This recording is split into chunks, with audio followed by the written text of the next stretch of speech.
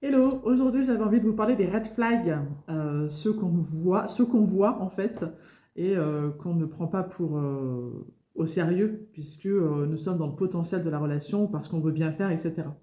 Donc je vais vous décrire des red flags que moi j'ai eu dans ma vie, que j'ai vus, euh, parfois consciemment, parfois inconsciemment.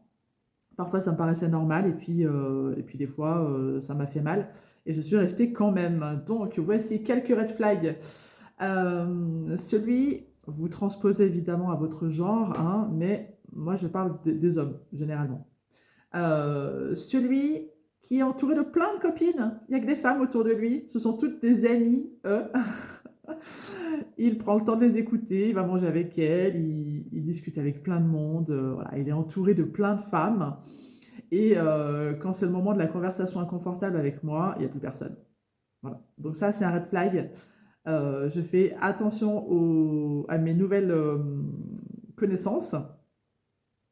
Si il y a beaucoup de femmes autour de lui et que il parle comme si c'était ses amis alors que juste c'est des potes ou des connaissances, je me méfie. Voilà. Donc ça dégage. Ensuite, qu'est-ce que j'ai marqué? Oui, surtout que l'histoire des copines là, c'est surtout pour il s'entoure de femmes pour valider qu'il est aimé, qu'il est choisi. C'est un peu la séduction, quoi. Ça peut être aussi de la manipulation. Autre red flag, le manque de sommeil. Le manque de sommeil, si on vous réveille, si on vous tient éveillé, si on fait tout le possible pour ne pas que vous dormiez, on vous réveille la nuit, on vous fait des crises la nuit. Généralement, les manipulateurs, c'est le soir qu'ils font des crises parce que certainement qu'il y a une ambiance un peu noire qui arrive et qu'ils ne supportent pas la solitude et la nuit. Du coup, mon ex-mari, souvent, il me réveillait le matin à 7h, 6h30, 7h, alors que moi, à l'époque, j'aimais dormir, j'aimais vraiment dormir.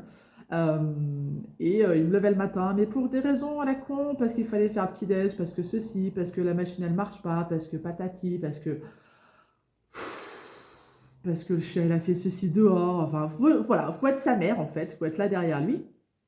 Et un jour, je l'ai regardé droit dans les yeux, c'était 7h du matin, où j'étais vraiment fatiguée, où je lui ai dit, la prochaine fois que tu me lèves, tu me réveilles, je te jure, je te passe par la fenêtre. Et je pense qu'il a dû voir les flammes dans mes yeux. Il a arrêté de me réveiller le matin. Bon, il a réveillé les gamins, donc là aussi, je m'y suis mise aussi en me disant, c'est bon, en fait, là, on a besoin de dormir, on dort, voilà. Mais généralement, voilà, les manipulateurs, les narcissiques, pervers narcissiques, ils aiment prendre la tête la nuit et vous priver de sommeil. Surtout les pervers narcissiques et les narcissiques. Autre chose, les créneaux pour se voir. On se voit la semaine prochaine, ok? Donc on attend un peu parce que bon, peut-être qu'il a pas son planning, peut-être que machin. Moi maintenant, quand on me dit on se voit la semaine prochaine, je dis quand? Donne-moi un heure, un horaire, un créneau. Viens, on se met d'accord sur un horaire et un créneau.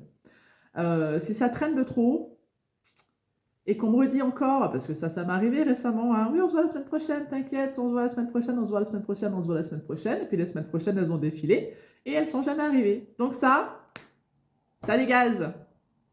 Ensuite, les mensonges honteux. Alors là, les mensonges. Quand le gars, il dit aux autres que tu fais des choses, alors que tu fais tout l'inverse.